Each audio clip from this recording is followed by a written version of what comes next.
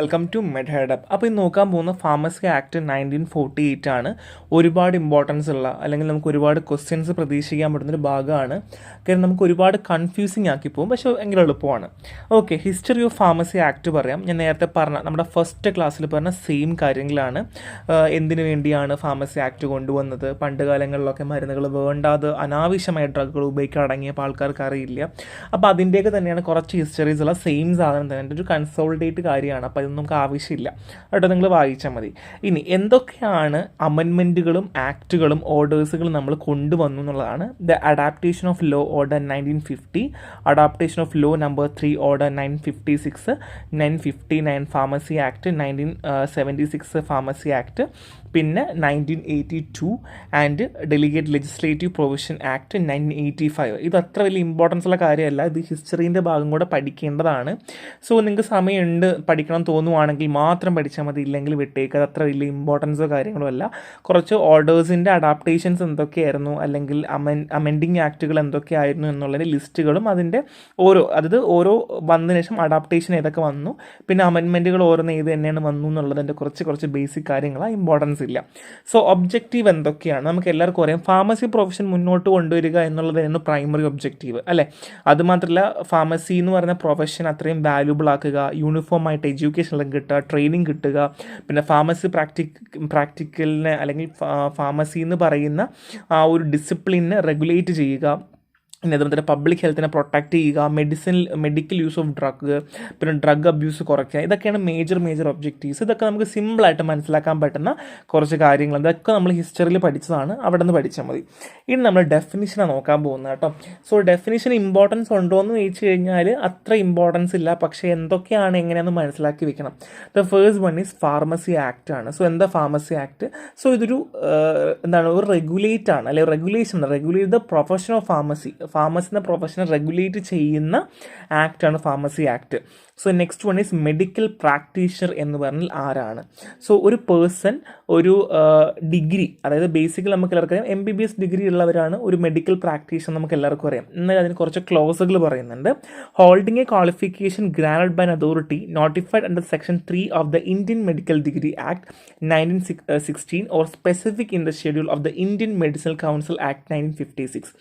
Medicinal council 1956 പറയുന്ന പ്രകാരമോ അല്ലെങ്കിൽ Indian medical degree under section 3 പറയുന്ന പ്രകാരമോ ആയിരിക്കണം എന്നാണ് പറയുന്നത്. അതൊരു MBBS ഡിഗ്രി ഉള്ളവരാണ് ഒരു മെഡിക്കൽ പ്രാക്ടീഷണർ. ഇല്ല എന്നുണ്ടെങ്കിൽ registered or eligible of registration in a medical register of the state mean for registration the person practising the modern scientific system of medicine. ഒന്നെങ്കിൽ modern scientific system of medicine practice ചെയ്യുന്ന ആളോ, ഇല്ലാന്നുണ്ടെങ്കിൽ medical registration സ്റ്റേറ്റുകളിൽ അവർക്ക് ചെയ്യാനുള്ള eligibility ഉണ്ടെങ്കിലോ അല്ലെങ്കിൽ register ചെയ്തിട്ട ആളോ ഒരു medical പ്രാക്ടീഷണറാണ്.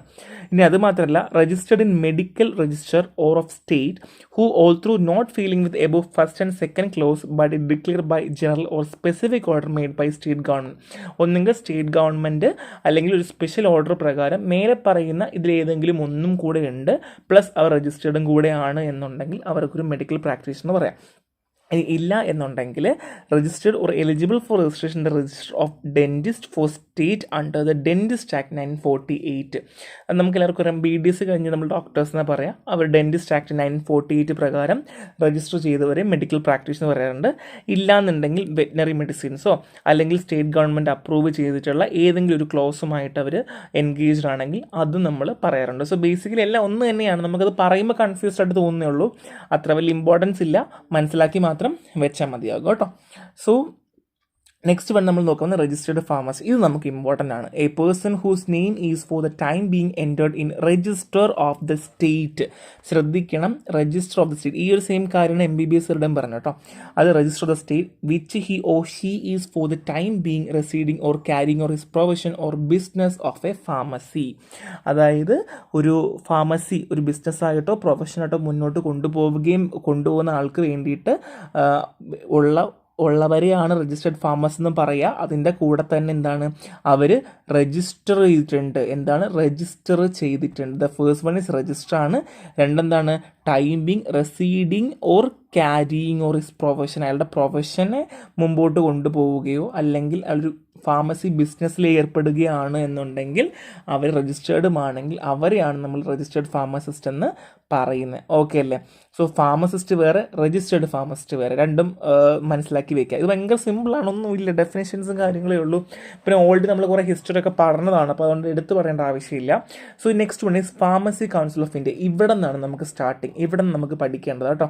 So pharmacy council of India എന്ന് പറയുന്നത് central council is constitute by the central government. അതായത് നമ്മുടെ ഈ PCI ഇല്ലേ, pharmacy council of India constitute ചെയ്തത് സെൻട്രൽ ഗവൺമെൻറ് ആണ്, ഇതെല്ലാവർക്കും അറിയാം അല്ലേ. ഫസ്റ്റ് കൗൺസിൽ കോൺസ്റ്റിറ്റ്യൂട്ട് ചെയ്ത വർഷമാണ് 1949. പഠിക്കുക, 1949 ആദ്യമായിട്ട് PCI എന്ത് ചെയ്യുന്നത്, കോൺസ്റ്റിറ്റ്യൂട്ട് ചെയ്യുന്നത്. It is reconstitute every 5 year. ഓരോ 5 വർഷം കൂടുമ്പോഴും എന്ത് ചെയ്യുന്നു, റീകോൺസ്റ്റിറ്റ്യൂട്ട് ചെയ്യാറുണ്ട്. ഇനി എന്താണ് കോൺസ്റ്റിറ്റ്യൂഷൻ ഓഫ് PSC നോക്കിയാലോ. അതിനകത്ത് ഒരുപാട് മെമ്പേഴ്സ് ഉണ്ട്. Elected members, nominate members, ex officio members. അപ്പോൾ ഇവിടെ പറഞ്ഞ കാര്യം എന്താണ്, PCI കൊണ്ടുവന്നവരാണ് സെൻട്രൽ ഗവൺമെൻറ് ആണ്. ഇനി അത് മാത്രമാണ് പറഞ്ഞത്, അതായത് ഫസ്റ്റ് സെൻട്രൽ കൗൺസിൽ കോൺസ്റ്റിറ്റ്യൂട്ട് ചെയ്തത് 1945. ഇനി 3 ആൾക്കാർ, elected, nominated and ex officio members. ഇത്രയും പേരേ ഉള്ളൂ. എളുപ്പമല്ലേ, പഠിച്ചില്ലേ? സോ ഇനി എന്താണ് എലക്റ്റഡ് മെമ്പേഴ്സ് നോക്കിയാലോ. സോ എലക്റ്റഡ് മെമ്പേഴ്സ് ടോട്ടൽ 8 ആൾക്കാരല്ല കേട്ടോ, മൊത്തത്തിലാണ് 8 ആൾക്കാരുള്ളത്. 6 members elected by the University Grants Commission, UGCയിൽ നിന്ന് 6 പേര്. Okay, there is at least 1 teacher of each pharmaceutical chemistry, pharmacy and pharmacognosy and pharmacology. അതിൽ ഒരു ടീച്ചറെങ്കിലും ഉണ്ടായിരിക്കണം ഈ പറഞ്ഞ സബ്ജക്റ്റുകളിൽ നിന്നായിരിക്കണം. 6 പേരായി. ഇനി ഒരു member Medical council of India എന്നായിരിക്കണം, ഒരു member Medical council of India. And another member എന്ന് പറഞ്ഞാൽ സ്റ്റേറ്റ് കൗൺസിലാണ്, അയാൾ രജിസ്റ്റേർഡ് ഫാർമസിസ്റ്റ് ആയിരിക്കണം. അറിയണം, രജിസ്റ്റേർഡ് ഫാർമസിസ്റ്റ്. അപ്പോൾ 6 പേര് എന്താണ്, UGCയിൽ നിന്ന്, ഒരാൾ മെഡിക്കൽ കൗൺസിലിൽ നിന്ന്, ആൻഡ് ഒരാൾ രജിസ്റ്റേർഡ് ഫാർമസിസ്റ്റ് സ്റ്റേറ്റ് കൗൺസിലിൽ നിന്ന്. ഓക്കെ അല്ലേ, മനസ്സിലായില്ലേ? ഇനി 2 നോമിനേറ്റ് മെമ്പേഴ്സാണ്, 8 പേര് തന്നെയാണ്. 6 പേരെന്ന് പറഞ്ഞാൽ സെൻട്രൽ ഗവൺമെൻറ്റിന് നോമിനേറ്റ് ചെയ്യും, നോമിനേറ്റ് ബൈ സെൻട്രൽ ഗവൺമെൻറ് ആണ്. Of whose at least 4 shall be possess a degree or diploma and practising pharmacy or pharmaceutical chemistry. So ഫാർമസിയോ അല്ലെങ്കിൽ ഫാർമസ്യൂട്ടിക്കൽ കെമിസ്ട്രിയിലോ അറ്റ്ലീസ്റ്റ് ഒരു ഡിപ്ലോമ ഹോൾഡറോ അല്ലെങ്കിൽ ഡിഗ്രി ഹോൾഡറോ ആയിരിക്കണം. 6 ആൾക്കാരെയാണ് നോമിനേറ്റ് ബൈ ആരാണ്, സെൻട്രൽ ഗവൺമെൻറ്. സെൻട്രൽ ഗവൺമെൻറ് ആണ് നോമിനേറ്റ് ചെയ്യുന്നത്. മറ്റൊരെന്താണ്, UGC ആണ്, ഇവിടെ സെൻട്രൽ ഗവൺമെൻറ് ആണ്. അതിൽ 4 പേരെങ്കിലും എന്തായിരിക്കണം, ഡിഗ്രിയോ ഡിപ്ലോമയോ ഉണ്ടായിരിക്കണം. ഇനി എ റെപ്രസെൻറ്റേറ്റീവ് ഓഫ് UGC, ഇനി UGCയിൽ നിന്ന് റെപ്രസെൻറ്റേറ്റീവ് ആകാം. And a representative all Indian council for technical education, AICTE ആണ്. സോ ടെക്നിക്കൽ എഡ്യൂക്കേഷനിൽ നിന്ന് ഒരു റെപ്രസെൻറ്റേറ്റീവ് ഉണ്ടായിരിക്കണം എന്നാണ് കേട്ടോ. സോ ബേസിക്കലി AICTE എന്നുള്ളത് മാറ്റിയിട്ടുണ്ട്. ഇപ്പോൾ AICTE ഒന്നും ആവശ്യമില്ല എന്നുള്ളത് എനിക്ക് തോന്നുന്നു 2020 AICTE അപ്രൂവലൊക്കെ ഇനി വേണം. ടെക്നിക്കൽ എഡ്യൂക്കേഷൻ എന്ന് അവരുടെ അപ്രൂവൽ മാറ്റുന്നുണ്ട്. പക്ഷേ ലേറ്റസ്റ്റ് ഇൻഫർമേഷൻസ് അപ്ഡേറ്റ് ചെയ്യാത്തതുകൊണ്ട് ഇതൊന്ന് മനസ്സിലാക്കി മാത്രം വെച്ചാൽ മതി. പല ടെക്സ്റ്റ് ബുക്കിൽ ഇത് കാണില്ല, ഈ ടെക്നിക്കൽ എഡ്യൂക്കേഷൻ്റെ പല ടെക്സ്റ്റ് ബുക്കിലും കാണില്ല. പക്ഷേ 2-3 ടെക്സ്റ്റ് ബുക്കിൽ മെൻഷൻഡ് ആണ്. അപ്പോൾ അതുകൊണ്ട് ഞാൻ എക്സ്ട്രാ പോയിന്റിൽ വെച്ചാണ്, ശ്രദ്ധിച്ചാൽ മതി കേട്ടോ. സോ ക്വസ്റ്റ്യൻസ് അങ്ങനെ വരുവാണെങ്കിൽ മാത്രം അത് ഫോക്കസ് ചെയ്താൽ മതി. ഇനി 1 member nominate by each state government, ഓരോ സ്റ്റേറ്റ് ഗവൺമെൻറ് നോമിനേറ്റ് ചെയ്തൊരു മെമ്പറും ഉണ്ടായിരിക്കണം. Who shall be registered pharmacist, ഒരു രജിസ്റ്റേർഡ് ഫാർമസിസ്റ്റ് ചെയ്യണം. അപ്പോൾ എന്തൊക്കെയാണ്, 6 ആൾക്കാർ നോമിനേറ്റ് മെമ്പേഴ്സാണ്, സെൻട്രൽ ഗവൺമെൻറ് ആയിരിക്കും, ഡിഗ്രി ഡിപ്ലോമ ഹോൾഡർ ആയിരിക്കും. ഇനി UGCയിൽ നിന്നും ഒരാളുണ്ടായിരിക്കണം, അതേപോലെ തന്നെ AICTE നിന്നും ഒരാളുണ്ടായിരിക്കണം. സോ ഇത് ഓപ്ഷനാണ് കേട്ടോ. ചിലപ്പോൾ ചോദിക്കാം, ചിലപ്പോൾ ചോദിക്കാതെ ഇരിക്കാം. സോ പിന്നെ ഒരു member state government registered pharmacist. എളുപ്പമല്ലേ, ഭയങ്കര എളുപ്പം അല്ലേ. So next one is ex officio മെമ്പറാണ്. ഇവിടെ തിരിഞ്ഞു കേട്ടോ, എനിക്ക് തിരിഞ്ഞു പോകാറുണ്ട്. So director general of health service, director of the central drug laboratory and drug controller of India. ആരൊക്കെയാണ്, director general of health service, director of the central drug laboratory and the drug controller of India. So executive കമ്മിറ്റിയിൽ ആരൊക്കെയുള്ളത്, president ഉണ്ട്, vice president ഉണ്ട്, 5 members from central council from it's member. So basically നമ്മൾ ഈ പറഞ്ഞ മെമ്പേഴ്സുകളില്ലേ, അത് കഴിഞ്ഞു, നോമിനേറ്റും ex officio എല്ലാം കഴിഞ്ഞു. ഇനി എക്സിക്യൂട്ടീവ് കമ്മിറ്റി ഉണ്ടാവും. അതായത് നമുക്ക് എല്ലാവർക്കും അറിയാം, ഏതൊരു ഓർഗനൈസേഷനിലും major members, president, prime minister, treasury എന്ന് പറഞ്ഞിട്ട് അത് കഴിഞ്ഞിട്ട് കുറച്ച് എക്സിക്യൂട്ടീവ് മെമ്പേഴ്സ് ഉണ്ടാവില്ലേ, അതേപോലെ തന്നെ ഒരു എക്സിക്യൂട്ടീവ് കമ്മിറ്റി ഉണ്ട്. അതിലൊരു പ്രസിഡന്റ് വേണം, വൈസ് പ്രസിഡന്റ് വേണം, 5 members elected by Central Council from its members. അതായത് നമ്മുടെ സെൻട്രൽ കൗൺസിലിലെ ഫാർമസി കൗൺസിൽ അവിടെ നിന്ന് തന്നെ 5 ആൾക്കാർ എലക്ട് ചെയ്തിട്ടുണ്ടായിരിക്കും. And president and vice president of the central council shall be elected by the members of the council for themself. ഈ കൗൺസിലുള്ള ആൾക്കാർ വട്ടമേശ സമ്മേളനം കൂടി അവരാണ് എന്ത് ചെയ്യുക, പ്രസിഡന്റിനെയും വൈസ് പ്രസിഡന്റിനെയും തീരുമാനിക്കുക കേട്ടോ. സോ അപ്പോൾ എന്തൊക്കെയായി, പ്രസിഡന്റായി, വൈസ് പ്രസിഡന്റായി. ഈ പ്രസിഡന്റും വൈസ് പ്രസിഡന്റ് ആരാ തീരുമാനിക്കുക, കൗൺസിലുള്ള ആൾക്കാർ എലക്ട് ചെയ്യുന്നു, മെമ്പേഴ്സ് എലക്ട് ചെയ്താണ് കൊണ്ടുവരുന്നത്. 5 members elected by the central council for its member. Okay. And council shall appoint a registrar. ഒരു രജിസ്ട്രാറിനെ അപ്പോയിൻറ്റ് ചെയ്യണം. അയാളാണ് സെക്രട്ടറി ആവേണ്ടത്. രജിസ്ട്രാറാണ് secretary. Other official and personnel. ഈ അതർ ഒഫീഷ്യൽ ആൻഡ് പേഴ്സണൽ വെച്ചാൽ ഡിപ്പെൻസ് ആണ്. അവർക്ക് എന്തൊക്കെ ആവശ്യങ്ങൾ ചെയ്യാനുണ്ടോ അല്ലെങ്കിൽ അവർക്ക് എന്തൊക്കെയാണ് അവരുടെ ആവശ്യങ്ങൾ, അതനുസരിച്ച് എന്ത് ചെയ്യാൻ പറ്റും, അതർ ഒഫീഷ്യൽസിനെ പേഴ്സണലി അവർക്ക് തീരുമാനിക്കാം എന്നുള്ളതാണ്. ചില ടെക്സ്റ്റ് ബുക്കിൽ അങ്ങനെ മെൻഷൻ ചെയ്യുന്നുണ്ട്, ചിലത് മെൻഷൻ ചെയ്യുന്നില്ല. ഭയങ്കര സിമ്പിളല്ല ഇത്. എനിക്ക് തോന്നുന്നു ഇത് പഠിക്കാൻ ആ ഒരു പേരുകൾ മാത്രം പഠിച്ചെടുക്കുക എന്നുള്ളതാണ് ഇച്ചിരി ഡിഫിക്കൽട്ട്. ബാക്കിയൊക്കെ ഭയങ്കര എളുപ്പമാണ്. ഇനി PC എന്തൊക്കെയാണ് ചെയ്യുന്നത് നമ്മൾ പറഞ്ഞു, എല്ലാം PC ചെയ്യുന്നു. First one, education regulation. നമ്മുടെ വിദ്യാഭ്യാസത്തിലുള്ള റെഗുലേഷൻസും കാര്യങ്ങളും ചെയ്യുന്നത് ഇവർ തന്നെയാണ്. അതായത് മിനിമം സ്റ്റാൻഡേർഡ്സ് ഉണ്ട്. നമുക്ക് ഇങ്ങനെ ആയിരിക്കണം DPharm പഠിപ്പിക്കേണ്ടത്, ഇങ്ങനെ ആയിരിക്കണം BPharm പഠിപ്പിക്കേണ്ടത്, MPharm ഇങ്ങനെ ആയിരിക്കണം, PharmD ഇങ്ങനെ ആയിരിക്കണം. ഒരു മിനിമം സ്റ്റാൻഡേർഡ്സ് ഉണ്ട്. ആ സ്റ്റാൻഡേർഡ്സുമായിട്ട് ബന്ധപ്പെടുത്തിയിട്ടാണ് എഡ്യൂക്കേഷൻ റെഗുലേഷൻ പറയുന്നത്, അല്ലെങ്കിൽ ആ സ്റ്റാൻഡേർഡ്സിനെയാണ് എഡ്യൂക്കേഷൻ റെഗുലേഷൻ എന്ന് പറയുക. ഇനി അതിനകത്ത് എന്തൊക്കെയാണുള്ളത് നമുക്ക് നോക്കിയാലോ. Minimum qualification for a registration as a pharmacist. ഒരു ഫാർമസിസ്റ്റായിട്ട് രജിസ്റ്റർ ചെയ്യണമെങ്കിൽ മിനിമം ക്വാളിഫിക്കേഷൻ ഇന്ത്യയിൽ എന്താണ്, DPharm, ഡിപ്ലോമ. ഇനി minimum qualification for admission to diploma in pharmacy. So basically DPharm ആണല്ലോ സ്റ്റാർട്ടിങ് വരുന്നത്. സോ DPharmന് മിനിമം ക്വാളിഫിക്കേഷൻ എന്താണ്. ഇനി ഡ്യൂറേഷൻ ഓഫ് ദ ട്രെയിനിങ്, എത്ര നാൾ നമുക്ക് ട്രെയിനിങ് കൊടുക്കണം എന്നുള്ളതിൻ്റെ സ്റ്റാൻഡേർഡ്സ്. ഇനി conduction to be fulfil by academic institution and by the examination authority. ഇപ്പോൾ നമ്മുടെ എക്സാമിനേഷൻ അതോറിറ്റി ആരാണ്, DME ആണല്ലേ. സോ അതേ പിന്നെ വരുന്ന കുഹാസ് ഉണ്ട്. സോ അതേപോലെ ഏതാണോ എക്സാമിനേഷൻ അതോറിറ്റി വരുന്നത് അവർ പറയുന്ന നമ്മൾ പറയുന്ന സ്റ്റാൻഡേർഡ്സുമായിട്ട് അവർ ഫുൾഫിൽ ചെയ്യുന്നുണ്ടോ എന്ന് നോക്കണം. ഇനി nature and period of practical training എങ്ങനെയാണ് കൊടുക്കുന്നത്, ഏത് രീതിയിലാണ് കൊടുക്കുന്നത് എന്നുള്ള കാര്യങ്ങൾ. The subject of examination and minimum standard of passing. ഏതൊക്കെ സബ്ജക്റ്റുകളാണ് എക്സാമിനേഷന് വിധേയമാകേണ്ടത്, എത്ര മാർക്കായിരിക്കണം പാസ്സാകേണ്ടത് എന്നുള്ള കാര്യങ്ങൾ. And condition to be fulfil by institution to be recognised for the giving practical time. So practical ടൈമിൽ എന്തോ കണ്ടീഷൻസ് ഇൻസ്റ്റിറ്റ്യൂഷൻസ് ഫുൾഫിൽ ചെയ്യണം എന്നുള്ളത്. ഇപ്പോൾ എക്സാമ്പിൾ എക്യുപ്മെൻറ്റ്സുകൾ ഉണ്ടോ അങ്ങനെയുള്ള കാര്യങ്ങളൊക്കെ കേട്ടോ. And practical training contract for the pharmacist. So practical trainings. പിന്നെ ഇത്രയുമാണ് നമുക്ക് ബേസിക്കലി എഡ്യൂക്കേഷൻ റെഗുലേഷനിൽ പറയാനുള്ളത്. സോ ഇതൊക്കെ മാറും. ഇതൊക്കെ മേ ബി ചിലപ്പോൾ അടുത്ത വർഷങ്ങളിൽ ഇത് പഠിക്കണം എന്നില്ല. കാരണം എന്താ വെച്ചാൽ നമ്മുടെ ഫാർമസി കൗൺസിലിൻ്റെ ഒക്കെ ഡിസൊല്യൂഷനൊക്കെ ഏകദേശം ആയിട്ടുണ്ട്. സോ ഒരു 6 മാസമൊക്കെ കഴിയുമാവും എന്നാണ് പറയപ്പെടുന്നത്. അപ്പോൾ അതുകൊണ്ട് തന്നെ മേ ബി നമുക്കിത് പഠിക്കണമെന്ന് വരില്ല, ഭാവിയിൽ പഠിക്കണമെന്ന് വരില്ല. ഇതൊക്കെ മേ ബി അവോയ്ഡ് ചെയ്തേക്കാം. സോ ഇത്രയുമാണ് ഫങ്ഷൻസ് ഓഫ് PC. ഇത് നമുക്കറിയാം, ഒരു എഡ്യൂക്കേഷൻ എങ്ങനെയായിരിക്കണം, ഒരു വിദ്യാഭ്യാസം ഏത് രീതിയിലായിരിക്കണം എന്ന് പറയുന്ന ബേസിക് കാര്യമാണ്. അത്രയും ടൈം എടുത്ത് പഠിക്കേണ്ട ആവശ്യമൊന്നുമില്ല. So next one is to regulate the education regulation in the state. So നമ്മൾ എഡ്യൂക്കേഷൻ റെഗുലേഷൻ്റെ മിനിമം കാര്യങ്ങളെല്ലാം പറഞ്ഞു. ഇനി നമുക്ക് സ്റ്റേറ്റുകളിൽ എങ്ങനെയിരിക്കണം എഡ്യൂക്കേഷൻ റെഗുലേഷൻ ആകേണ്ടത്. Approval of the institution provide course and examination of the pharmacist. വെറുതെ ഒരു കോളേജ് തുടങ്ങിയിട്ട് വെറുതെ നമുക്ക് പഠിപ്പിക്കാൻ പറ്റില്ല. അപ്പോൾ ആ കോളേജിന് അപ്രൂവൽ കിട്ടണം, അല്ലെങ്കിൽ ആ കോളേജിൽ നമുക്കൊരു കോഴ്സ് വരണമെങ്കിൽ അതിന് അപ്രൂവൽ കിട്ടണം അല്ലേ. അപ്പോൾ ഈ കാര്യങ്ങളും ലേ ഡൗൺ ചെയ്യുന്നത് ഈ എഡ്യൂക്കേഷൻ റെഗുലേഷൻ്റെ അണ്ടർ തന്നെയാണ്. ഓക്കെ അല്ലേ. സോ നെക്സ്റ്റ് വൺ ഇസ് പ്രൊസീജിയറാണ്. സോ എങ്ങനെയാണ് ഇപ്പം നമ്മൾ കോളേജ് തുടങ്ങുക, നിങ്ങൾ സ്റ്റുഡൻസ് ആണ്. സോ മെഡ്ഹെഡ് ഹബ് ഒരു കോളേജ് തുടങ്ങാൻ പോവാണേ. സോ നമ്മൾ എന്താ ചെയ്യേണ്ടത്, institution has to apply to PCA or AICTE. ഞാൻ എന്താ ചെയ്യേണ്ടത്, ഞാൻ PCAക്കോ അല്ലെങ്കിൽ AICTEക്കോ ഞാൻ അപ്ലൈ ചെയ്യണം അല്ലേ. സോ ബേസിക്കലി AICTE ഇപ്പോൾ ഇല്ല, PCA ആണ് കേട്ടോ. So PCA or AICTE depute inspectors to visit the institution. അപ്പോൾ അവരെന്താ ചെയ്യുക, മെഡ്ഹെഡ് ഹബ് വിസിറ്റ് ചെയ്യാൻ വേണ്ടി അവർ കുറേ ആൾക്കാരെ ഇങ്ങോട്ടേക്ക് അങ്ങ് വിടും. Okay. Inspectors then report to council on which if council satisfied it approves the course of examination. So ഇവരാണ് അപ്രൂവ് ചെയ്യുക ഇത് കൊടുക്കണോ വേണ്ടിയോ എന്നുള്ളത്. അവർ കണ്ടു കഴിഞ്ഞ് അപ്രൂവ് ആയി കഴിഞ്ഞാൽ നമുക്ക് എന്ത് ചെയ്യാം, കോളേജ് തുടങ്ങാം, നമുക്ക് ക്ലാസ് തുടങ്ങാം, അടിപൊളിയായിട്ട് പഠിപ്പിക്കാനും ചെയ്യാൻ പറ്റും കേട്ടോ. ഇത്രയാണ് സിമ്പിൾ പ്രൊസീജിയർ. പഠിച്ചോളൂ. മനസ്സിലായില്ലേ? ഭയങ്കര എളുപ്പമാണ്. ഞാൻ റിപ്പീറ്റ് ചെയ്ത് പോകുന്നില്ല. സോ ഫാർമസി കൗൺസിൽ എങ്ങനെയാണ് വർക്ക് ചെയ്യുന്നത്? സോ നമുക്കറിയാം, ഫസ്റ്റ് ഓഫ് ഓൾ ഫാർമസി കൗൺസിലുള്ളത് അല്ലെ, PC നമ്മുടെ ഫാർമസി കൗൺസിൽ ഉണ്ട്.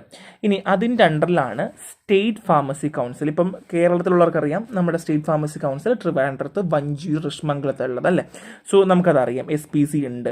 സോ ഈ ചില സമയങ്ങളിൽ ചില സ്റ്റേറ്റുകൾക്ക് അവർക്ക് തന്നെ SPC വെക്കാൻ പറ്റിയെന്ന് വരില്ല. അപ്പോൾ അവരെന്ത് വെച്ചാൽ ഇൻറ്റർ സ്റ്റേറ്റ് എഗ്രിമെൻറ്റ്, 2 സ്റ്റേറ്റുകൾ തമ്മിൽ എഗ്രിമെൻറ്റ് വെക്കും. അതായത് ഇപ്പോൾ എക്സാമ്പിൾ കേരളവും തമിഴ്നാടും തമ്മിൽ ഒരു എഗ്രിമെൻറ്റ് വെക്കുന്നത് പോലെ കേട്ടോ.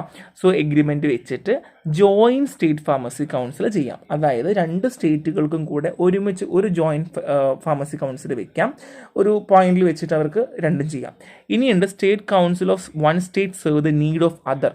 ഇപ്പോൾ ജോയിൻറ്റ് ഫാർമസി കൗൺസിലിലേക്ക് പോവില്ല, പകരം കേരളത്തിലുള്ളവർക്ക് തമിഴ്നാട് പോയി രജിസ്റ്റർ ചെയ്തോളൂ എന്ന് പറയും. അത് ജോയിൻറ്റ് ഫാർമസി കൗൺസിൽ ആയിരിക്കില്ല. ഈ എപ്പോഴാണ് ജോയിൻറ്റ് ഫാർമസി കൗൺസിൽ എന്ന് പറഞ്ഞാൽ അവിടെ നിർബന്ധമായിട്ടും 2 സ്റ്റേറ്റുകളുടെ ഡീറ്റെയിൽസും അവിടെ കൺക്ലൂഡ് ചെയ്ത് വെക്കും. അവർക്ക് അതിനുള്ള അവസരമുണ്ട്. പക്ഷേ ഒരു സ്റ്റേറ്റ് മറ്റൊരു സ്റ്റേറ്റിൻ്റെ അഭാവത്തിൽ അല്ലെങ്കിൽ അവർക്ക് വേണ്ടി അത് ടെമ്പററി ആയിരിക്കാം, മേ ബി അത് പെർമനൻറ്റും ആകാം. എന്നാൽ തന്നെയും ഇപ്പോൾ പെട്ടെന്നൊരു ഓപ്ഷൻ വന്നു അല്ലെങ്കിൽ പെട്ടെന്ന് നമുക്ക് ചെയ്യാൻ പറ്റില്ല എന്നുണ്ടെങ്കിൽ അവർക്കുള്ള ആവശ്യമുള്ള നീഡ്സുകളും കാര്യങ്ങളും നമുക്ക് എന്ത് ചെയ്യാൻ പറ്റും, കൊടുക്കാൻ പറ്റും എന്നുള്ളതാണ്. സോ ഇതാണ് ഇതിൻ്റെ ഒരു ഫ്ലോ ചാർട്ട്. ഇതൊന്ന് മനസ്സിലാക്കി വെക്കുക, നിങ്ങൾക്ക് എളുപ്പം ആയിട്ട് തോന്നും. So next one is constitution of the state pharmacy council. ഇനി സ്റ്റേറ്റ് ഫാർമസി കൗൺസിൽ എങ്ങനെയാണ് ചെയ്യേണ്ടത്? നമ്മളിപ്പോൾ ഫാർമസി കൗൺസിൽ ഓഫ് ഇന്ത്യ എങ്ങനെയായിരിക്കും അല്ലെങ്കിൽ ഏതൊക്കെ തരത്തിലായിരിക്കും നമ്മൾ ഓൾറെഡി പറഞ്ഞു. ഇനി നമുക്ക് സ്റ്റേറ്റ് ഫാർമസി കൗൺസിൽ എങ്ങനെയായിരിക്കും? സോ അവിടെ 3 മെമ്പേഴ്സാണുള്ളത്. The first one is elected members, nominate members, ex officio members. ആരൊക്കെയാണ്? Elected, nominated, ex officio. Simple അല്ലേ? മനസ്സിലായി. അവിടുത്തെ പോലെ തന്നെ എലക്റ്റഡ് എന്ന് പറഞ്ഞാൽ ഇവിടെ 6 പേരാണ്. ആരാണ്? 6 പേരാണ്. അത് എങ്ങനെയാണ്? Among themselves by registered pharmacist of the state. Registered pharmacist, നമുക്കിപ്പോൾ ഇടയ്ക്ക് നമ്മുടെ ഫാർമസി കൗൺസിലിൻ്റെ ഇലക്ഷനൊക്കെ ഉണ്ടായിരുന്നു, ഞാൻ ഡ്യൂട്ടിക്കൊക്കെ പോയ ആളാണ്. സോ അതുപോലെ 6 പേര് അവിടെ നിന്ന് എടുക്കുന്നു. 1 member elect from among themselves by the member of each medical council of the state. ഇനി നെക്സ്റ്റ് എന്താണ്? മെഡിക്കൽ കൗൺസിലിൽ നിന്നാണ് അവിടെ നിന്ന് 1 മെമ്പർ, അവിടെ നിന്നും എലക്റ്റഡ് തന്നെയാണ്, ഒരൊറ്റ ആളെ അവിടെ നിന്ന് കൊടുക്കും. അതാണ് എലക്റ്റഡ് മെമ്പേഴ്സ്. 6 പേരെങ്ങനെയാണ്? രജിസ്റ്റേർഡ് ഫാർമസിസ്റ്റ് ഓഫ് ദ സ്റ്റേറ്റും 1 member elect from amongst themselves by the member of the each medical council of the state. സ്റ്റേറ്റിലുള്ള മെഡിക്കൽ കൗൺസിലിൽ നിന്ന് 1 മെമ്പറിനെ എലക്ട് ചെയ്ത് കൊണ്ടുവരികയും ചെയ്യും. So next one is nominate മെമ്പേഴ്സാണ്. അവിടെ 5 പേരാണ്. അവിടെ 3 പേർക്ക് ഡിഗ്രി ഡിപ്ലോമ ഉണ്ടായിരിക്കണം.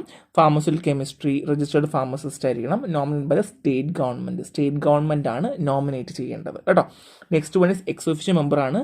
1 medical officer, chief administrative medical officer ഉണ്ടാവണം. Government analyst nominate by the state government under DNC act 1940. DNC act പ്രകാരം ഉള്ള സ്റ്റേറ്റ് ഗവൺമെൻറ്റിൽ നിന്ന് ഒരു government analyst. And officer in charge of drug control organisation of the state. ആ സ്റ്റേറ്റിലെ officer ഇൻചാർജും ആയിരിക്കണം. എളുപ്പമല്ലേ? എലക്ട് മെമ്പേഴ്സ് 6 പേരായിരിക്കണം. രജിസ്റ്റേർഡ് ഫാർമസിസ്റ്റ്, ഒരാൾ മെഡിക്കൽ കൗൺസിലിൽ നിന്ന്. നോമിനേറ്റ് ആണെങ്കിൽ ഡിഗ്രി ഡിപ്ലോമ ഹോൾഡിംഗ് ആയിരിക്കണം. Registered pharmacist nominate of the state government. Ex officio member ഉണ്ട്, ഒരു മെഡിക്കൽ ഓഫീസർ, ഒരു അനലിസ്റ്റ്, ഒരു drug control organisation of the state officer in charge ആണ് കേട്ടോ.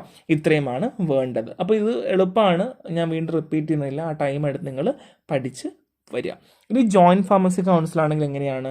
അത് ഞാൻ നേരത്തെ പറഞ്ഞതുപോലെ 2 സ്റ്റേറ്റുകൾ തമ്മിൽ എഗ്രിമെൻ്റ് എഴുതിയിട്ട് ചെയ്യുന്ന കാര്യമാണ് അല്ലേ.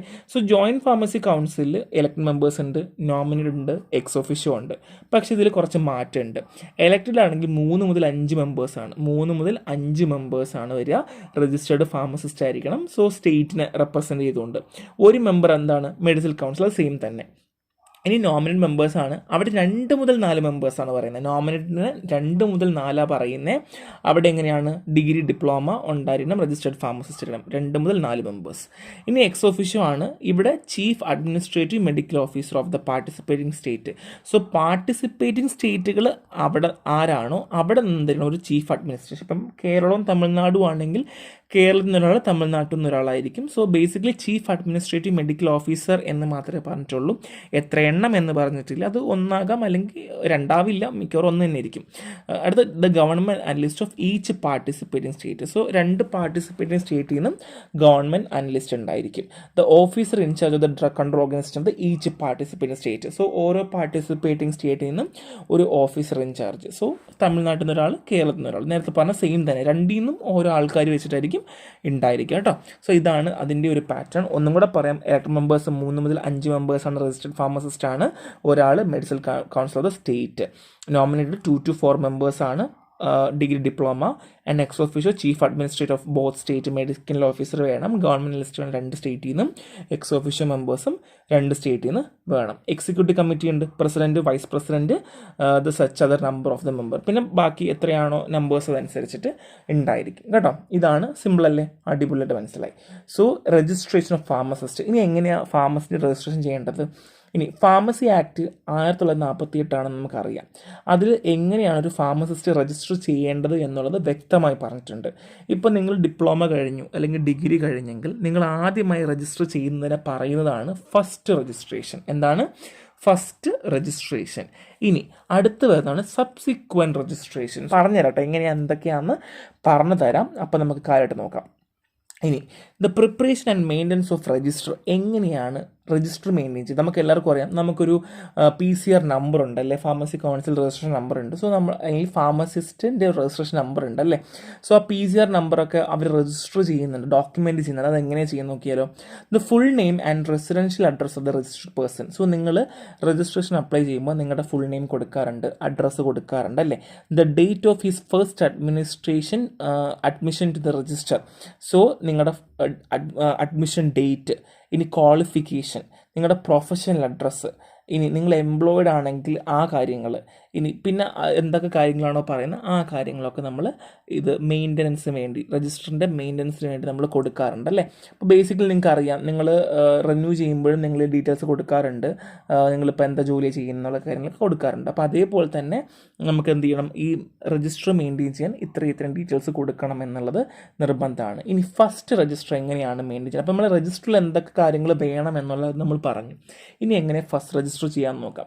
സോ ബേസിക്കലി ഫസ്റ്റ് രജിസ്റ്റർ ചെയ്യുന്നത് സ്റ്റേറ്റ് ഗവൺമെൻറ് കോൺസ്റ്റിറ്റ്യൂട്ട് ചെയ്ത രജിസ്ട്രേഷൻ ട്രൈബ്യൂണലിലായിരിക്കും.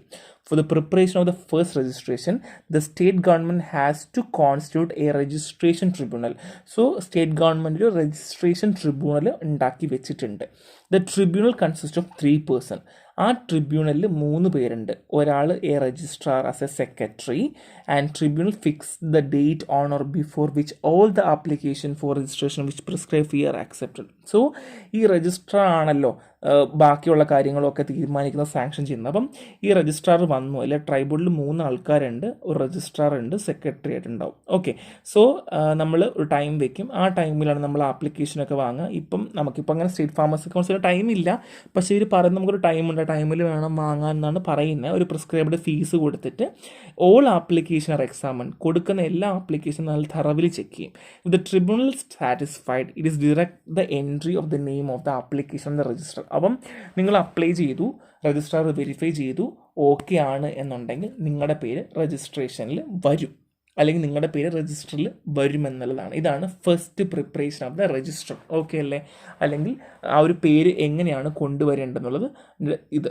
ഇനി qualification of the entry on first register. ഇനി എന്താ ക്വാളിഫിക്കേഷൻ ഉണ്ടായിരിക്കണം? നിങ്ങൾ കൊടുത്തു, അപ്പോൾ നിങ്ങൾക്ക് ആദ്യം 18 വയസ്സ് തികഞ്ഞിരിക്കണം, എന്നാലും നിങ്ങൾക്ക് പറ്റുള്ളൂ. ഇനി അതുമാത്രമല്ല, applicant should reside or carry on the business or profession of pharmacy in concerned state.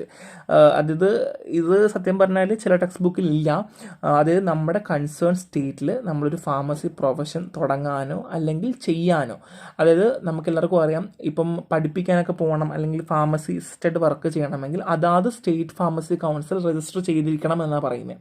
അപ്പം നിങ്ങൾ രജിസ്റ്റർ എന്തിനാണ്? നിങ്ങൾ വർക്ക് ചെയ്യാൻ വേണ്ടിയിട്ടാണ്, അപ്പോൾ ആ ലൈസൻസ് കിട്ടാൻ വേണ്ടിയിട്ടാണ്. അപ്പോൾ അതുകൊണ്ട് തന്നെ അതാത് സ്റ്റേറ്റുകളിൽ വർക്ക് ചെയ്യാനോ അല്ലെങ്കിൽ അവിടെ നിങ്ങൾക്ക് പണിയെടുക്കാൻ വേണ്ടി നിങ്ങൾ എന്ത് ചെയ്യുന്നു?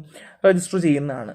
ആപ്ലിക്കൻറ്റ് ഷുഡ് ഹോൾഡ്, നിങ്ങൾക്ക് ഇനി എന്തൊക്കെ ഉണ്ടാവണം? ഒന്നെങ്കിൽ ഡിഗ്രി ഉണ്ടാവണം, അല്ലെങ്കിൽ ഡിപ്ലോമ ഉണ്ടാകണം, അല്ലെങ്കിൽ pharmaceutical chemistry or chemist and druggist diploma. ഈ കെമിസ്റ്റ് ആൻഡ് ഡ്രഗ്ഗിസ്റ്റ് ഡിപ്ലോമ ഒന്നും ഇല്ല കേട്ടോ, അതൊക്കെ കഴിഞ്ഞു.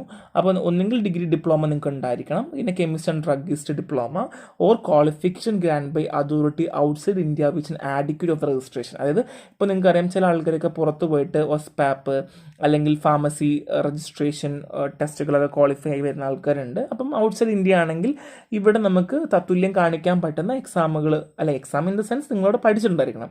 ഇല്ലെങ്കിൽ degree of an Indian university with not less than 3 year experience in dispensing in hospital. So എന്താണ്, ഇന്ത്യൻ യൂണിവേഴ്സിറ്റിയുടെ ഡിഗ്രിയും പിന്നെ 3 year എക്സ്പീരിയൻസ് ഡിസ്പെൻസ് ചെയ്ത നിങ്ങൾക്ക് എക്സ്പീരിയൻസും വേണം. ഇല്ലെങ്കിൽ a pass an examination of dispenser recognised by state government. State ഗവൺമെൻറ്റിന് റെക്കഗ്നൈസ് ചെയ്ത ഡിസ്പെൻസർ എന്ന് പറയുന്ന ഒരു എക്സാം ഉണ്ട്. സോ അതൊന്നിപ്പോൾ ഇല്ല കേട്ടോ, അത് പാസ്സായിരിക്കണം. പിന്നെ not less than 5 year experience in compounding prior to the date notified by tribunal. So 5 വർഷത്തെ എക്സ്പീരിയൻസ് ഡിസ്പെൻസ് ഒക്കെ ചെയ്ത് അല്ലെങ്കിൽ കോമ്പൗണ്ട് ചെയ്ത്, പണ്ടാണ് കോമ്പൗണ്ടിങ്, ഇപ്പോൾ കോമ്പൗണ്ടിങ് ഒന്നുമില്ല, കോമ്പൗണ്ടിങ് ചെയ്ത് എക്സ്പീരിയൻസ് ഉണ്ടെങ്കിലും ചെയ്യുമ്പോൾ നിങ്ങൾക്ക് ചില ഇപ്പോൾ ഫാർമസി കൗൺസിൽ രജിസ്ട്രാറിലൊക്കെ, ഇപ്പോൾ ഞാൻ ഇലക്ഷന് വേണ്ടി അറിയാം, അവിടെ ഇങ്ങനെ കാണാം ഇങ്ങനെ എഡ്യൂക്കേഷൻ റെഗുലേഷൻ അല്ലെങ്കിൽ ഫോം നമ്പർ എന്നൊക്കെ പറഞ്ഞിട്ട് സെപ്പറേറ്റ് കാണാം, അവരുടെ ക്വാളിഫിക്കേഷൻ കാണില്ല, പകരം ഇങ്ങനെയൊക്കെയാണ് ഉണ്ടായിരിക്കുക കേട്ടോ. സോ ഇതൊക്കെ അവർക്ക് ആപ്ലിക്കബിൾ ആണ്. ഇത് ഇത്ര ഇമ്പോർട്ടൻ്റ് ആണ്, പഠിക്കുക കേട്ടോ.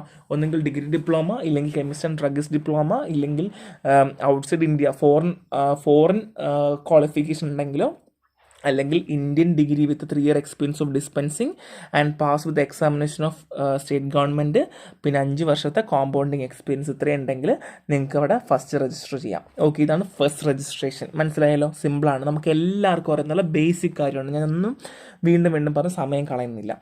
So next one subsequent register ആണ്. ഇനി എങ്ങനെയാണ് സബ്സിക്വൻറ്റ് രജിസ്റ്റർ ചെയ്യുക? സോ ഫസ്റ്റ് രജിസ്ട്രേഷൻ കഴിഞ്ഞു അല്ലേ, അതെല്ലാം കഴിഞ്ഞു, ആപ്ലിക്കേഷൻ എല്ലാം കൊടുത്തു, ഫിക്സഡ് ഡേറ്റിൽ നമ്മൾ അഡ്രസ്സും എല്ലാം കൊടുത്ത് രജിസ്ട്രാറിന് കൊടുത്തു, രജിസ്ട്രാർ അതെല്ലാം നമ്മളെ രജിസ്റ്ററിലേക്ക് എൻട്രി ചെയ്തു. ഇനി ആപ്ലിക്കേഷൻ റിജക്റ്റ് ആയി എന്നിരിക്കട്ടെ,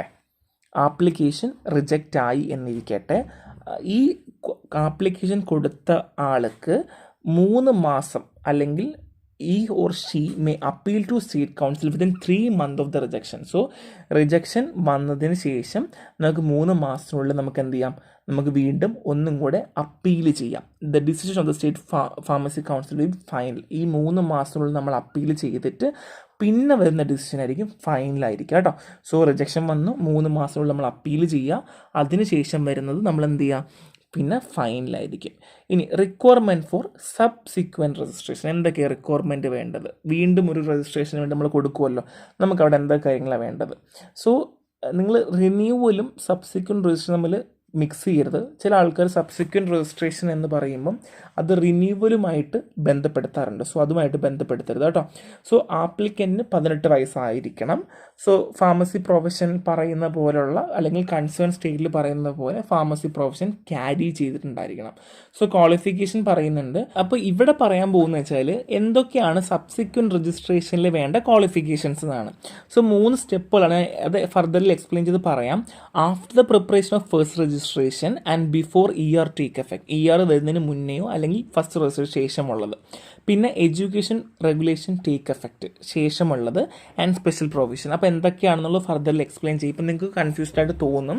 so after the preparation of first registration and before ER take effect എന്ന് വെച്ച് കഴിഞ്ഞാൽ satisfy the condition prescribe by central council. ഇപ്പോൾ PCA പറയുന്ന ചില കണ്ടീഷൻസ് ഉണ്ട്, ഇപ്പം 5 വർഷം ചെയ്തവർക്ക് അങ്ങനെ പറയില്ലേ, അതുപോലെ ഉണ്ടെങ്കിൽ അവർക്ക് സബ്സിക്വൻറ്റ് രജിസ്ട്രേഷൻ കൊടുക്കാം. A registered pharmacist another state, ഇപ്പോൾ വേറെ സ്റ്റേറ്റിലുള്ള രജിസ്റ്റേർഡ് ഫാർമസിസ്റ്റ് ആണെങ്കിൽ കൊടുക്കാം. Possess a qualification for registration grand outside the state and are least matriculates. ഇപ്പോൾ ചില സ്ഥലങ്ങളിൽ, ഇപ്പോൾ നമ്മുടെ കേരളത്തിൽ ഇപ്പോൾ രജിസ്റ്റർ ചെയ്യണം എന്നുണ്ടെങ്കിൽ മിനിമം 18 വയസ്സാണല്ലേ. അതുമാത്രമല്ല നമുക്ക് DPharm പഠിക്കുന്നതിനൊരു പ്രായപരിധിയും പറയുന്നുണ്ട്. പക്ഷേ ഔട്ട്സൈഡ് കേരള പോയി കഴിഞ്ഞാൽ അങ്ങനെയല്ല, അവർക്ക് പ്രായപരിധി 35, 45. ഇപ്പോൾ എൻ്റെയൊക്കെ സമയങ്ങളിൽ എൻ്റെ വൈറ്റ് കോട്ട് സെറമണിയിൽ ഒരു ചേട്ടൻ ഉണ്ടായിരുന്നു, പുള്ളിക്കാരൻ നല്ല പ്രായമുണ്ട്. പുള്ളിക്കാരൻ ഇതുപോലെ പറഞ്ഞു, എൻ്റെക്ക് ഇവിടെ കേരളത്തിൽ പഠിക്കാൻ പോയപ്പോൾ എൻ്റെ ഏജ് ഓവറായിപ്പോയി, അങ്ങനെ തമിഴ്നാട്ടിൽ പോയി പഠിച്ചിട്ടാണ് വന്നത്. അവരൊക്കെ ഈ സബ്സിക്വൻറ്റ് രജിസ്ട്രേഷൻ അണ്ടറിലായിരിക്കും വരിക. ഇനി after the education regulation take effect, അതായത് those who have passed an approved examination, ഒരു അപ്രൂവ് ചെയ്തൊരു എക്സാമിനേഷൻ പാസ്സായ ആൾക്കാർ, അല്ലെങ്കിൽ those who possess a qualification grand by authority outside India and recognised by the PCA. അതായത് ഞാൻ നേരത്തെ പറഞ്ഞില്ലേ, പുറത്ത് പോയി ഒരു എക്സാം എഴുതി പാസ്സായിട്ട് ഇവിടെ വരുമല്ലോ, അപ്പോൾ അത് PCA അപ്രൂവ് ചെയ്യില്ലേ. അപ്പോൾ അല്ലെങ്കിൽ PCA അപ്രൂവ് ചെയ്ത ലിസ്റ്റിലുള്ള ഒരു കോഴ്സാണെങ്കിൽ അതും നമുക്ക് കൊടുക്കാം. Those who are registered pharmacist another സ്റ്റേറ്റിലുള്ള രജിസ്റ്റേർഡ് ഫാർമസിസ്റ്റ് ആണെങ്കിൽ ചെയ്യാം. സോ ഇത് കുറച്ച് കൺഫ്യൂസിങ് ആണ്, അതുപോലെ അങ്ങ് പഠിച്ചാൽ മതി. ഇനി സ്പെഷ്യൽ പ്രൊവിഷൻ, അതായത് ചില സ്പെഷ്യൽ പ്രൊവിഷൻസിൽ കൊടുക്കാറുണ്ട്. ദ ഫാർമസി ആക്ട് 1959 ചില ആൾക്കാരിൽ അപ്ലൈ ചെയ്യുന്ന പേഴ്സൺ, അതായത് example affect by the partition in 1947. നമുക്ക് പണ്ട് ഈ പാർട്ടീഷൻ വന്നല്ലോ, ഇന്ത്യയിൽ ഡെമോക്രസി വരുന്ന സമയത്തൊക്കെ പാർട്ടീഷൻ വന്നു. ആ സമയത്ത് ഫാർമസിസ്റ്റ് ആയ ആൾക്കാർക്കുണ്ടെങ്കിൽ സ്പെഷ്യൽ പ്രൊവിഷനിലാണ്ടുള്ള വരിക. അതൊന്നും ഇപ്പോൾ ഈ അങ്ങനെയുള്ള ആൾക്കാരില്ല, അവരൊക്കെ മരിച്ച മണ്ണിൻ്റെ അടിയിലേ പോയില്ലേ, അപ്പോൾ അതില്ല. ഇനി due to reorganization of the state in 1956 1956 നമ്മുടെ സ്റ്റേറ്റുകൾ റീ ഓർഗനൈസ് ചെയ്തു. അപ്പം കുറേ പേര് അങ്ങോട്ടും ഇങ്ങോട്ടൊക്കെ മാറി, കുറേ പേര് തമിഴ്നാട്ടിലേക്ക് പോയി, കുറേ പേര് കേരളത്തിൽ വന്നു. അപ്പോൾ അങ്ങനെയൊക്കെ റീ ഓർഗനൈസേഷൻ വന്നില്ലേ, അവർക്കും ഇതുപോലെ സ്പെഷ്യൽ പ്രൊവിഷൻ ഉണ്ട്. ആൻഡ് മൈഗ്രേറ്റ് ടു ഇന്ത്യയിൽ മൈഗ്രേറ്റ് ചെയ്യില്ലേ, ഇവിടെ വന്ന് PR എടുക്കില്ലേ, അങ്ങനെയുള്ള ആൾക്കാർക്കും ചെയ്യാം എന്നുള്ളതാണ്. സിമ്പിളാണ്, ഒന്നുമില്ല. ആ ഒരു ടേമുകൾ മനസ്സിലാക്കി മാത്രം പോയാൽ മതി, ടൈമുകൾ എടുക്കണ്ട. സോ ഒന്നും കൂടി നോടിച്ച് പറയാം. So first of all ER effect ചെയ്യുമ്പോൾ അതായത് സാറ്റിസ്ഫൈഡ് കണ്ടീഷൻ വരിക, registered pharmacist of another state ആയിരിക്കുക, അല്ലെങ്കിൽ ഔട്ട്സൈഡ് നമുക്ക് സഫിഷ്യൻറ്റ് മെട്രിക്കുലേറ്റ് ഇല്ല, ബട്ട് സ്റ്റിൽ അറ്റ്ലീസ്റ്റ് നമ്മൾ പറയുന്ന പ്രിസ്ക്രൈബ്ഡ് ആയിട്ടുള്ള വിദ്യാഭ്യാസം എന്നാണ് ഉദ്ദേശിക്കുന്നത് കേട്ടോ. So education relation take effect ആണ് അപ്രൂവ്ഡ് എക്സാം ജയിച്ച ആൾക്കാർ, PCA റെക്കഗ്നൈസ് ചെയ്ത ക്വാളിഫിക്കേഷൻ ഉള്ളത്, അല്ലെങ്കിൽ registered pharmacist of another state. ഇനി സ്പെഷ്യൽ പ്രൊവിഷൻ ആണ് 1947 പാർട്ടീഷൻ കാരണം അഫക്റ്റ് ചെയ്ത ആൾക്കാർക്ക് വേണ്ടിയിട്ട്, പിന്നെ 1956 റീ ഓർഗനൈസേഷൻ വന്ന ആൾക്കാർക്ക്, ഇന്ത്യയിലേക്ക് മൈഗ്രേറ്റ് ചെയ്ത ആൾക്കാർക്ക്, ഇത്രയും പേർക്കും പോസിബിൾ ആണ്. ഇനി provision made under the pharmacy act 1976 1976 പ്രകാരം ഫാർമസി ആക്ട് തന്നിട്ടുണ്ട്. അതെന്തൊക്കെയാണെന്ന് നോക്കാം. Those who poses degree diploma pharmacy or pharmaceutical chemistry or chemist druggist diploma or Indian university or pass an exam recognized for dispensing by state government or person approved as qualified person before 31st December 1969 under D&C Act. So 1969 D&C Act പ്രകാരം qualified പേഴ്സണോ അല്ലാന്നുണ്ടെങ്കിൽ degree diploma അല്ലെങ്കിൽ pharmaceutical chemistry ഒക്കെ പഠിച്ച ആൾക്കാരൊക്കെ എന്താണ് pharmacy ആക്ടിന് അണ്ടറിൽ ഒരു ഫാർമസിസ്റ്റായിട്ട് വർക്ക് ചെയ്യാം. Any displaced person from Bangladesh, Burma, Uganda, Sri Lanka were carrying profession of the pharmacy of period of 5 years prior to date of application. So അതുമാത്രമല്ല, ഈ നമ്മുടെ നൈബറിങ് കൺട്രി ആയിട്ടുള്ള ബംഗ്ലാദേശ്, ബർമ, ഉഗാണ്ട, ശ്രീലങ്ക അവിടെയൊക്കെ ഉള്ള ആൾക്കാരുണ്ടാവുമല്ലോ, അവർക്കും എന്താണ് ഈ ഫാർമസി ആക്ടിൻ്റെ അണ്ടറിൽ വരുന്നതാണ്. സോ ഇത് ജസ്റ്റ് ഒരു എക്സ്ട്രാ ഇൻഫർമേഷൻ ആണ്, ജസ്റ്റ് പഠിച്ചാൽ മാത്രം മതി, കേട്ടിരുന്നാൽ മാത്രം മതി, അതിന് വലിയ ഇമ്പോർട്ടൻസ് ഇല്ല, നമ്മൾ ഓൾറെഡി ഇത് പറഞ്ഞതാണല്ലോ. നെക്സ്റ്റ് വൺ നമ്മൾ നോക്കാൻ പോകുന്ന റിന്യൂവൽ ഫീസാണ്, എങ്ങനെയാണ് റിന്യൂവൽ ചെയ്യേണ്ടതാണ്. സോ നമ്മുടെ രജിസ്റ്ററിൽ നമ്മൾ പേര് മെയിൻറ്റെയിൻ ചെയ്യുക എന്നുണ്ടെങ്കിൽ നമ്മളൊരു prescribed fees first day of the April, അതായത് ഫസ്റ്റ് ഡേ ഏപ്രിലിന് മുന്നേ ആയിട്ട് നമ്മൾ അടച്ച് രജിസ്റ്റർ ചെയ്യണമെന്നുണ്ട്. നമ്മൾ റിന്യൂവൽ ഫീസ് അടച്ചിട്ടില്ല, ഡ്യൂ ഡേറ്റിന് മുന്നേ അടച്ചിട്ടില്ല എന്നുണ്ടെങ്കിൽ നമ്മുടെ പേര് അവിടെ നിന്ന് റിമൂവ് ചെയ്യാറുണ്ട്, അല്ലെങ്കിൽ ഡിഫോൾട്ടറായിട്ട് മാറാറുണ്ട്. സോ അതുകൊണ്ട് തന്നെ നമുക്ക് എന്ത് ചെയ്യാൻ പറ്റില്ല, തിരിച്ച് രജിസ്റ്ററിൽ നമുക്ക് എന്ത് ചെയ്യാൻ പറ്റില്ല, അവിടെ ഫാർമസിസ്റ്റായിട്ട് ഇടം പിടിക്കാൻ പറ്റില്ല. സോ നമുക്കിത് റീസ്റ്റോർ ചെയ്യാൻ നമുക്ക് കണ്ടീഷൻ ഉണ്ട്, ചില കണ്ടീഷൻ ഉണ്ട്, നമുക്ക് തിരിച്ച് റിന്യൂവൽ ചെയ്യാനൊരു ഓപ്ഷൻ ഉണ്ട്. One payment of the renewable fees, the registrar shall issue a receipt, therefore such receipt shall be proof of renewal of the registration. അതായത് നമ്മൾ ഇൻ കേസ് ഫെയിൽ ആവുകയാണ് എന്നുണ്ടെങ്കിൽ നമുക്ക് എന്ത് ചെയ്യാം, ഡയറക്റ്റ്ലി പോയിട്ട് സ്റ്റേറ്റ് ഫാർമസി കൗൺസിൽ രജിസ്റ്ററിനെ കണ്ടിട്ട് രജിസ്ട്രാർ നമുക്കൊരു എന്ത് ചെയ്യും, ഒരു റെസിപ്റ്റ് തരും. ആ റെസിപ്റ്റ് നമുക്ക് രജിസ്ട്രേഷൻ റിന്യൂവലായിട്ട് കൺസിഡർ ചെയ്തുകൊണ്ട് നമുക്ക് എന്ത് ചെയ്യും, ഉപയോഗിക്കാനായിട്ട് പറ്റും എന്നുള്ളതാണ്. So provide that names or removed may be restore to register on such condition and may be prescribed. ഞാൻ പറഞ്ഞതുപോലെ പേര് റിമൂവ് ആയിട്ടുണ്ടെന്നുണ്ടെങ്കിൽ നമുക്ക് രജിസ്ട്രാറെ കണ്ടിട്ട് നമുക്ക് എന്ത് ചെയ്യാം, പേര് നമുക്ക് ഫീസ് അടച്ച് ചെല്ലാൻ വെച്ചുകൊണ്ട്, ആ ചെല്ലാൻ നമുക്ക് അതിൻ്റെ ഒരു എവിഡൻസ് ആക്കി വെച്ചുകൊണ്ട് നമുക്ക് മുമ്പോട്ട് പോകാം. Entry of additional qualification obtained by registered pharmacist shall be entered in the register on the payment of prescribed fees. ഇനിയിപ്പം ഡിഗ്രി കഴിഞ്ഞു, ഇനി MPharm ആഡ് ചെയ്യണമെന്നുണ്ടെങ്കിൽ അവർ പറയുന്ന നിശ്ചിത തുക നമ്മൾ അടച്ചുകൊണ്ട് നമുക്ക് എന്ത് ചെയ്യാം, റിന്യൂവ് ചെയ്യാമെന്നുള്ളതാണ്. സോ എളുപ്പമല്ലേ, ഒന്നുമില്ല, അതൊക്കെ കുഞ്ഞു കുഞ്ഞു കാര്യങ്ങളാണ്. ഇനി removal of name from registration, അല്ലെങ്കിൽ രജിസ്റ്ററിൽ നിന്ന് എങ്ങനെയാണ് നമുക്ക് പേര് മാറ്റുന്നതെന്നാണ്. The name of the pharmacist may be removed from the register if the name has been entered in the register by error. തെറ്റ് കാരണമാണ് നിങ്ങളുടെ പേര് അവിടെ എൻ്റർ ചെയ്തെങ്കിൽ അത് നമുക്ക് റിമൂവ് ചെയ്യാം, അത് നോർമൽ നടക്കുന്ന കാര്യമാണ്. ഇനി അത് മാത്രമല്ല, നിങ്ങൾ എന്തെങ്കിലും തെറ്റുകുറ്റങ്ങൾ ചെയ്തു, അതായത് നിങ്ങൾ ചെയ്യാൻ പാടില്ലാത്ത കാര്യങ്ങൾ എന്തെങ്കിലും ചെയ്തു, കഞ്ചാവ് കടത്തുക, കഞ്ചാവ് ബിസിനസ് നടത്തുക, ഡ്രഗ് അബ്യൂസിനൊക്കെ നിങ്ങൾ കൂട്ടുന്നാൽ നിങ്ങളുടെ പേര് റിമൂവ് ചെയ്യുന്നതാണ്. ഇനി അതില്ല എന്നുണ്ടെങ്കിൽ വേറെ എന്തൊക്കെ രീതിയിൽ ചെയ്യാം? ഒന്ന്, നിങ്ങൾ ഒരു ഒഫൻസ് ചെയ്യുകയാണ്, അല്ലെങ്കിൽ നിങ്ങൾ ഒരു ഇൻവെസ്റ്റിഗേഷൻ്റെ ഭാഗമായിട്ട് നിങ്ങൾ ഒഫൻസ് ചെയ്തൊന്ന് കണ്ടുപിടിക്കുകയാണ് എന്നുണ്ടെങ്കിൽ, അതുമാത്രമല്ല ആ ഒഫൻസ് വീണ്ടും നിങ്ങൾ റിപ്പീറ്റ് ചെയ്യുകയാണ്, 12 മാസം നിങ്ങൾ റിപ്പീറ്റ് ചെയ്യുകയാണെന്നുണ്ടെങ്കിൽ നിങ്ങൾക്ക് എന്ത് ചെയ്യാം? നിങ്ങളുടെ പേര് റിമൂവ് ചെയ്യാനുള്ള ചാൻസ് കൂടുതലാണ്. അതുമാത്രമല്ല നിങ്ങൾക്ക് അപ്പീലിന് പോകാം, 30 ദിവസത്തിനുള്ളിൽ നിങ്ങൾക്ക് അപ്പീലിന് പോകാം. അതുമാത്രമല്ല നിങ്ങൾക്ക് നിങ്ങളുടെ പേര് കണ്ടുപിടിച്ചു, നിങ്ങൾ ഒഫൻസ് എന്ന് കണ്ടുപിടിച്ചു, നിങ്ങൾ തെറ്റ് ചെയ്തിട്ടുണ്ട് എന്ന് കണ്ടു കഴിഞ്ഞാൽ നിങ്ങൾ എന്ത് ചെയ്യും? നിങ്ങളുടെ പേര് അവിടെ നിന്ന് റിമൂവ് ചെയ്യുകയും നിങ്ങൾക്ക് കിട്ടിയ എല്ലാ സാധനം, ID കാർഡും എല്ലാ സാധനങ്ങളും അവിടെ കൊണ്ട് സറണ്ടർ ചെയ്യേണ്ട ആവശ്യമുണ്ട്. ഓക്കെ അല്ലേ? അപ്പോൾ റിമൂവ് ചെയ്യണം, മനസ്സിലായല്ലോ? നിങ്ങൾ രജിസ്റ്ററിൽ നിന്ന് ഒന്നെങ്കിൽ എറർ കാരണം റിമൂവ് ചെയ്യാം, ഇല്ലെങ്കിൽ നിങ്ങൾ അൺഫിറ്റ് ആണ്, പറയുന്ന പ്രിസ്ക്രൈബ്ഡ് സംഭവങ്ങളൊന്നും ഇല്ല, അല്ലെങ്കിൽ നിങ്ങൾ എന്തെങ്കിലും ഒഫൻസ് ചെയ്തെങ്കിൽ റിമൂവ് ചെയ്യാം. ഇനി അത് മാത്രമല്ല, എന്തെങ്കിലും ഒഫൻസ് ചെയ്തിട്ടുണ്ടെങ്കിലോ നിങ്ങൾ ഏതെങ്കിലും ഒരു ഇൻവെസ്റ്റിഗേഷൻ്റെ ഭാഗത്തിൽ നിങ്ങൾ ഒഫൻസ് എന്ന് കണ്ടാലോ ചെയ്യുന്നതാണ്, നിങ്ങളെല്ലാം സറണ്ടർ ചെയ്യേണ്ട ആവശ്യം ഉണ്ട്. ഇതൊക്കെ ഭയങ്കര സിമ്പിൾ കാര്യമാണ്. ഇനി issue of duplicate certification of registration. So നിങ്ങൾക്ക് ഡ്യൂപ്ലിക്കേറ്റ് സർട്ടിഫിക്കറ്റ് കിട്ടും കേട്ടോ. ഇപ്പോൾ നിങ്ങൾ നഷ്ടപ്പെട്ടു പോയി, ഡിസ്ട്രോയി പോയി കഴിഞ്ഞാൽ പേയ്മെൻറ്റ് അടച്ചുകൊണ്ട് പ്രിസ്ക്രൈബ്ഡ് ഫോം കൊടുത്തുകൊണ്ട് നിങ്ങൾക്ക് എന്ത് ചെയ്യാം? ഡ്യൂപ്ലിക്കേറ്റ് നിങ്ങൾക്ക് അപ്ലൈ ചെയ്യാം. അത് ഓൺലൈനായിട്ടോ ഓഫ്ലൈനായിട്ടോ നിങ്ങൾക്ക് ചെയ്യാമെന്നുള്ളതാണ്. സോ ഒഫൻസ് പെനാൽറ്റിയാണ്, ഇമ്പോർട്ടൻ്റ് ആണ്. ഫാൾസ്ലി ക്ലെയിം ചെയ്യുകയാണ് എന്നുണ്ടെങ്കിൽ 500 രൂപയാണ് ആദ്യത്തെ കൺവെൻഷനിൽ കിട്ടുക. അതായത് നിങ്ങളിപ്പം തെറ്റായിട്ട് ഇൻഫർമേഷൻ കൊടുക്കുകയാണ്, 500 രൂപ. പിന്നെ അതുമാത്രമല്ല, ഫൈൻ അപ് ടു 1000 ആകാം, ആൻഡ് 6 months ഇംപ്രസ്മെൻറ്റ്, ജയിലിലും കയറാം കേട്ടോ, 1000 + 6 months.